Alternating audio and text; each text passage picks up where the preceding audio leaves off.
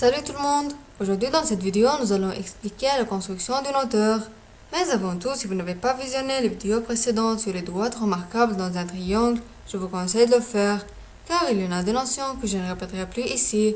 Pour ceux qui aiment, les liens de ces vidéos se trouvent dans la description. Donc commençons par la première méthode qui est avec un compas et une règle. Tout d'abord, on ouvre le compas selon une ouverture égale à la distance entre le sommet du triangle d'où sera issue la hauteur et un autre sommet du triangle. Et on conserve cette ouverture pour toutes les étapes de la construction. Puis on place la pointe sèche du compas sur le sommet du triangle d'où la hauteur sera issue et on trace un arc qui coupe la base du triangle. Un nouveau point est ainsi obtenu. Et ensuite, on place la pointe sèche du compas sur l'extrémité de la base du triangle utilisée à l'étape 1 et on trace un cercle passant par le point trouvé à l'étape 2. Et après, on place la pointe sèche du compas sur le point trouvé à l'étape 2 et on trace un cercle de la même grandeur. Et enfin, à l'aide d'une règle, on relie les intersections des cercles. La partie de cette droite qui se trouve à l'intérieur du triangle correspond à sa hauteur.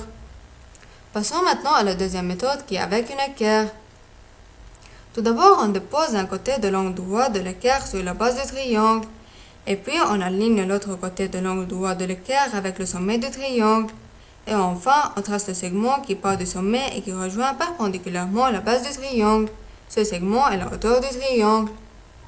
En effet, c'était tout pour aujourd'hui.